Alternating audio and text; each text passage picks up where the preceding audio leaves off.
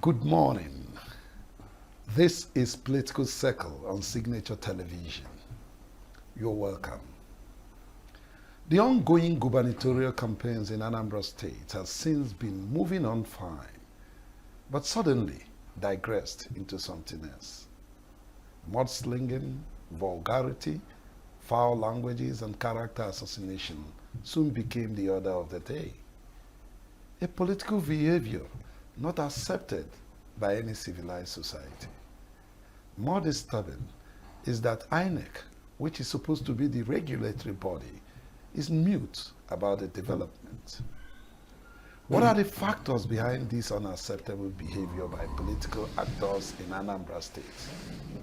This is our focus today on Political Circle. Our topic is Anambra gubernatorial campaigns and its downside. My name is Luke Mbo, and I'm joined by Dr. Emmanuel Nzomiwu, a veteran journalist and an academician. Doc, welcome to Political Circle. Thank you, Dr. Luke. We're talking Anambra State today. Yes. Yeah. How did this disturbing phenomenon of mudslinging, character assassination in campaigns, how did it come to you?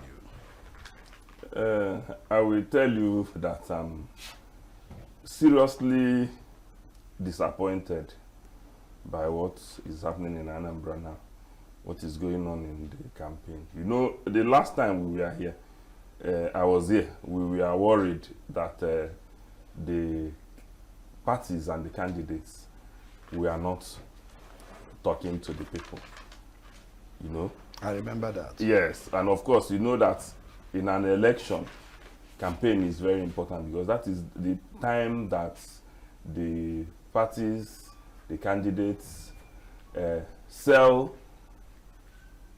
market themselves. That is the time they tell manifestos. Yes, they tell the people their programs and their manifestos respectively, you know.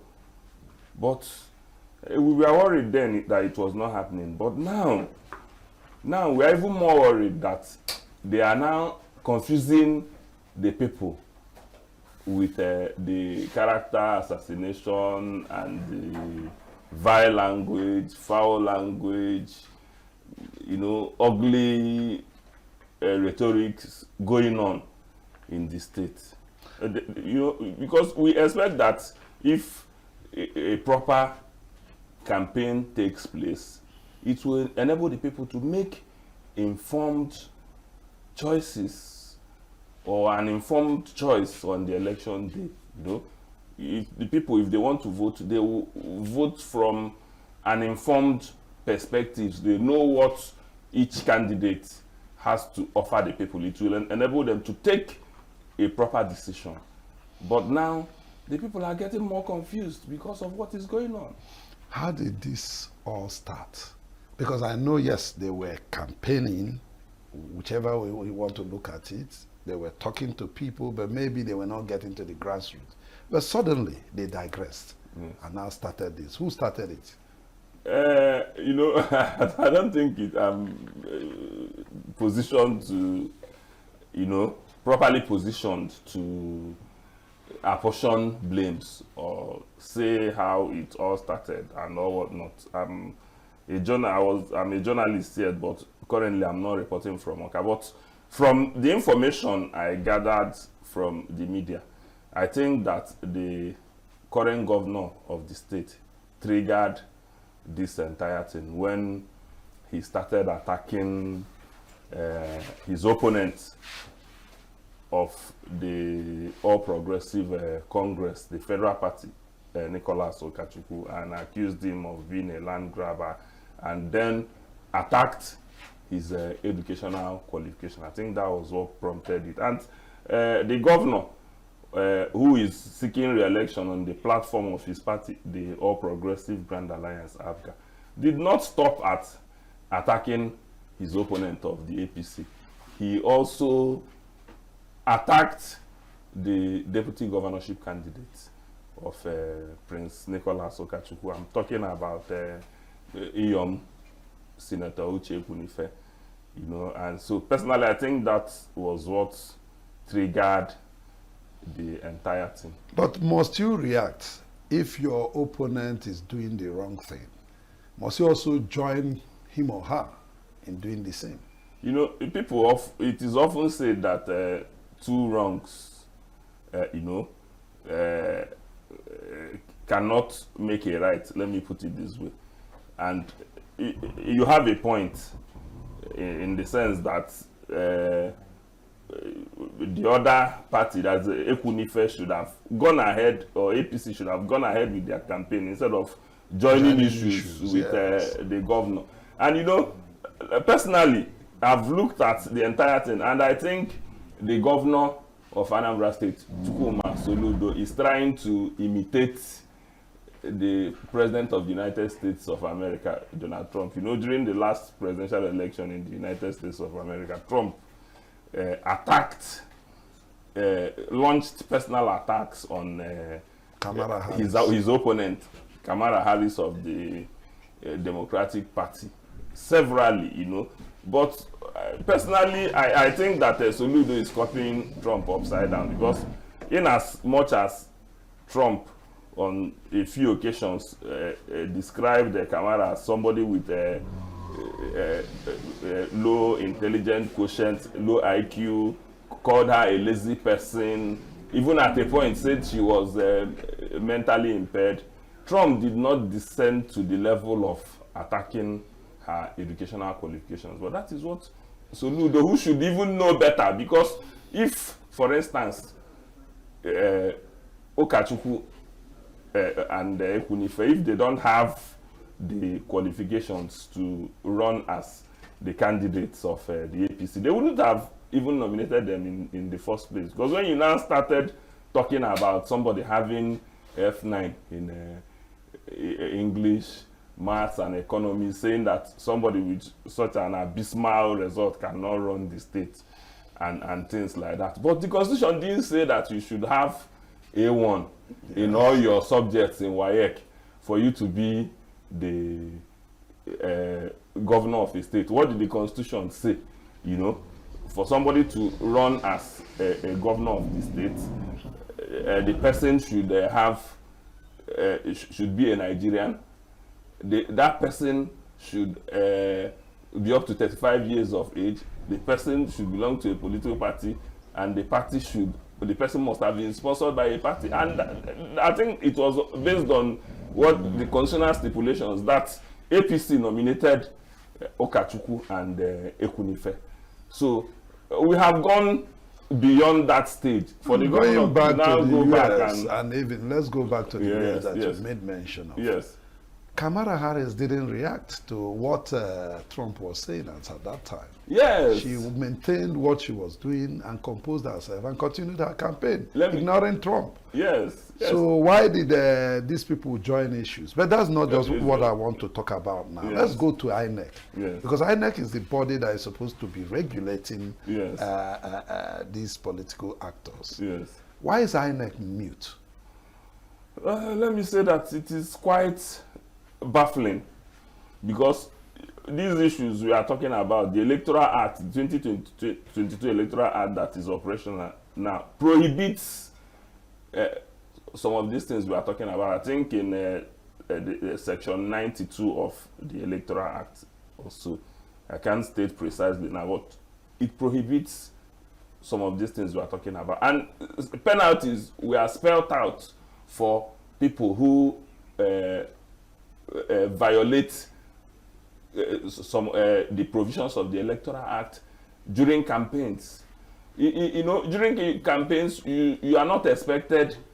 In fact, it's expected that election campaigns should be issue-based. You are not expected to slander or libel your opponent, or even say things capable of causing tension and inflaming the entire thing, or things that could lead to violence. And the Constitution, the Electoral Act, makes it very clear that once you flout some of these things, I think in one of the sections, it even prescribed conviction for anybody who is involved in such a vile language during an election. So it bothers me that INEC, the regulator of the election, is mute over what is happening in Anambra. I thought that by now they should have taken action, and you could see that supporters of most of these candidates have taken it from where their candidates stopped. If you go to the social media, you see the kind of language they are using against each other. And from the look of things, if you ask me, if they don't stop what is happening in Anambra, I can tell you that that election may not hold from the look of things. Because the thing is, we could see hate coming into the thing. It's just as if it is no longer politics or election that is going on. The thing is turning into war because of what people are saying. Go and check the history of the world. Several wars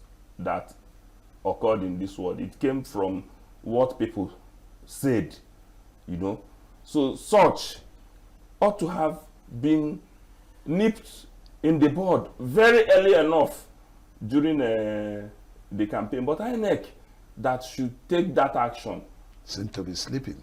They are sleeping. It's not even seen. They are sleeping. They are not doing anything about it. And you're predicting that the consequences, if it's not checked, might not be very, very desirable. It is going to be grave for Anambra with the insecurity in the state, because we are talking about the election in Anambra, and we know that we have an unsolved problem that has been in Anambra, especially since the inception of the government of the day in Anambra State. We are talking about the insecurity in the state.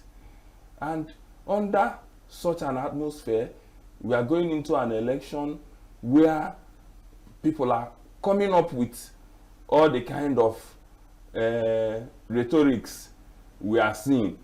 And like I told you, from all indication, the governor triggered it. Because I don't see, for instance, why you should go and say that the deputy governorship candidate of the APC, you said that that can somebody who possesses a fake certificate be the deputy governor of a state. You have not taken her to court. You have not investigated her. She has not been taken to court. No court convicted her or found her guilty. And you now started talking about somebody possessing a fake certificate. But you can see that the deputy governorship candidate has also reacted, and her reaction is equally as dangerous. In a terrible, terrible manner. To be frank, she veered off the mark by the kind of insinuations she made. Even the language. How can somebody say that a professor, Soludo, a distinguished professor like Soludo, is an illiterate professor? Of course, you know that it is not true. If you look at Soludo's antecedents in the public service, he once served as a chief economic advisor to the president. He once served as central bank governor and de facto Minister of National Planning. He was once a member of the Presidential Economic Advisory Committee. And you look at such a person and you refer to him as an illiterate. So he's a sincerely, that one, I think she veered off. And even involved family members. And that is an issue. When people now started talking about matters like infidelity, insinuating that the wife of the governor was at a time let's talk about that is not what it should be in an election. I understand. Yes. It's really, that's why I called it the downsides of the campaign. Yes. But let's talk about those who are doing the right thing, because I don't think all the what's it called now? All the parties are involved in this. Many of the candidates are not part of this mudslinging. What is happening? What is happening with them? Those that are not part of it, are they campaigning? What are they doing? Sincerely, some of the candidates have been campaigning vigorously. They have, played according to the rules. And if you ask me to give an example of of a candidate who is doing well in the field, the candidate of the Labour Party, Chief George Moalo, he has been campaigning from community to community in Anambra State, telling the people how he's going to stop the insecurity going on in Anambra State if elected governor, how he's going to, grow the economy of the state. I've seen him severally campaigning vigorously, talking to the people directly. I've also seen some of them in the media, talking to, speaking to the people through the media. You see, not the ones who are engaged in name calling. So some of the candidates are playing according to the rules. And personally, I think that INEC should live up to its responsibilities. Those who have violated the Electoral Act, call them out, sanction them, yes, to serve as a deterrent to those who may want to take that route. So call them out, sanction them. So it is quite, I feel disappointed that up till now INEC has not said anything now, because you can't say that INEC is not aware of what it has. It's all over the mainstream media. It is all over the social media. That is the talk of the town in the country today. And yet, I don't know, probably because Yakubu is about leaving the commission, so he may be writing his handover notes, and that's why his attention has not been drawn to what is happening in Anambra. But I think they should take action. Yes, talking about taking action, any motivation for those who are keeping to the rules of the game?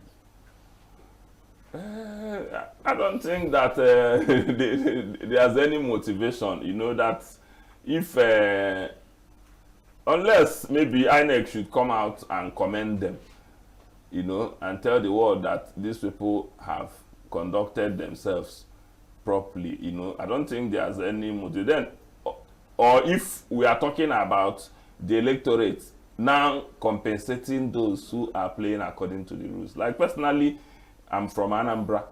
On the election day, if I come out, I don't think I will go and vote for somebody saying that this man took somebody's wife, or that this person did this, or people who are gossiping, because they have not told me what they want to do for me. For instance, the incumbent governor is the person I least expected to engage in such kind of language, because he's standing on a higher pedestal, than his opponents, having served the state for more than 3.5 years. And when he came, he promised to make Anambra Dubai Taiwan. No, let's leave what is happening. I believe that INEC is listening to us now. Yes. Let's talk about the lessons political actors, politicians will be learning from what is happening in Anambra. That's talking about Nigerians, yes, at large. What lessons are politicians learning from what is happening now in Anambra in the campaigns? No, sincerely, I don't think that there's anything to learn from what is going on in Anambra now. Because why I'm saying this thing. After Anambra, we are going to have election next year, off-season elections in Kogi and in Ekiti and Osun State. So if we should go, if you say that, what lessons are they going to learn? If they should learn the kind of language, if they should learn this kind of language that we are seeing in Anambra, this kind of newszetting campaign going on in Anambra, then that means those off-season elections, we are going to have problem with those. And remember, I told you that if we should continue with what is happening in Anambra now, that election may not hold.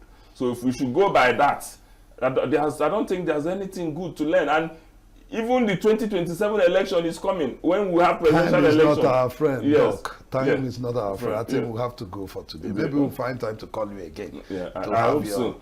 ideas. I hope so. Thanks for coming. I've been talking to Dr. Emma Nzomiwu.